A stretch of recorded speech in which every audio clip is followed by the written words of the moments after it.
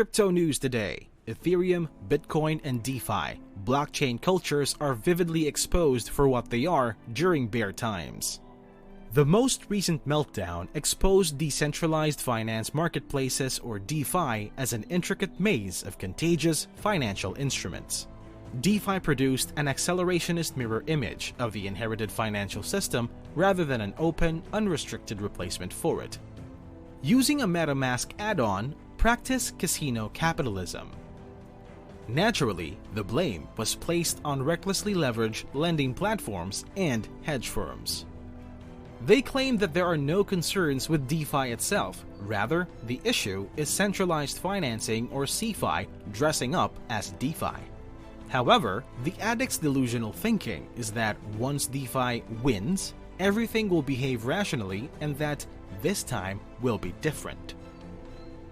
This article is an excerpt from CoinDesk's daily compilation of the most important blockchain and cryptocurrency news articles, The Node. The truth is that it will happen once more because Ethereum, the home of DeFi, has an unclear political destiny. Although nobody is sure what Ethereum is for, its technical objective is an open, transparent world computer. What's the purpose? Why are we here? A huge question mark. Like Bitcoin, where the political endgame can be summed up in one word, hyper-Bitcoinization, the scenario can be compared to Bitcoin. The objective of Bitcoin is to replace the current monetary system with the Bitcoin one. What is the Ethereum equivalent one-word term? It's crucial to comprehend the current political climate of Ethereum in order to find it. The following are included in the spectrum. The cypherpunk movement, which gave rise to Ethereum, believed that programmers should employ computation and encryption to create neural infrastructure that others can endow with meaning. The only goal of Ethereum's politics is to provide open source tools that require minimum human intervention, which is frequently referred to as algorithmic authority. Connected to the core, Ethereum devs. Experimental liberalism. The combination of market making, such as quadratic voting, and experimental governance, such as soul-bound tokens on Ethereum, can result in new, liberal, democratic political innovations. Glenn Whale of Microsoft and Vitalik Buterin, the network's founder, are both connected to this job. Solarpunk.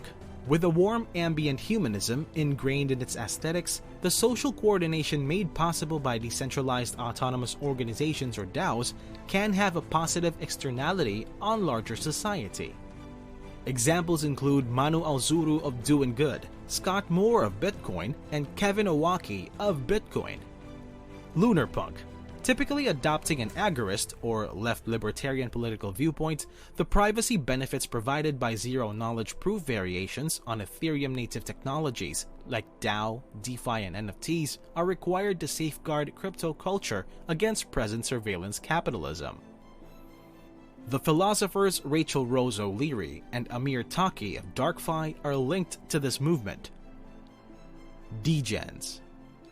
Ethereum is a platform for the creation of extremely speculative financial instruments, and its users' main objective is to amass wealth, perhaps even in immoral methods. Basically, a manifestation of market nihilism. Are there any similarities between these locations that would match Bitcoin's compact hyper-Bitcoinization? The market nihilists should be disregarded since they have a short-term perspective and have no genuine interest in Ethereum's long-term prospects. On the other end of the scale, Ethereum aims to replace an outdated financial system that was founded on unsustainable methods. Additionally, from the internal variations on these techniques that may be seen in degen culture and its facilitators, hedge funds, and venture capital firms. My argument is that these ambiguous points on the political spectrum of Ethereum may be combined into a single, comprehensive response to the question, what is Ethereum for anyway? Without a response, there is always a chance that the answer is to pump Ether, produce yield, flip NFTs, etc. This does not imply that we must combine the various points of view into a single cohesive meta stance, but rather that it would be beneficial to have a solution that we could all broadly agree upon as well as running code. The political endpoint of Ethereum can be summed up in one word: hyper-regeneration, which seeks consensus across the board. Ethereum's quadratic funding method, or QF, allows proactive and retrospective public goods funding as opposed to false endless growth. As the Solarpunks' emphasis on positive externality shows, it has the potential to extend the cypherpunk mechanism of neutral public goods beyond Ethereum and Web3 into the realm of conventional politics. Ethereum might then develop into a liberal and humanist-based minarchist alternative to state provisioning. Ethereum might reward excellent citizenship through retroactive airdrops, such as participation in Gitcoin rounds, governance voting, testnets, and community channels, rather than soulless individualistic speculation. We might ensure that the privacy-focused lunarpunk attitude enables individuals to selectively expose themselves, and we could ensure that the behaviors of the citizens of experimental liberalism are recorded in soulbound tokens that develop with time or not reveal themselves at all. For this to succeed, safe social or community recovery techniques must be established. Ethereum is an information commons or common knowledge pool that promotes regenerative decentralization as opposed to centralization atrophy.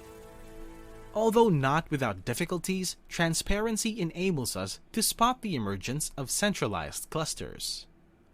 The ongoing push to re-decentralize staking and recent initiatives to re-decentralize client diversity both highlight cultural tendencies to resist centralization. Atrophy still exists. This will call for the cypherpunk developer community to adopt a night watchman approach. Uses for Ethereum to achieve ever-increasing hyper-regeneration. Thank you so much for watching till the end of the video. If you learned something, be sure to leave a like, smash the subscribe button, and turn on all notifications.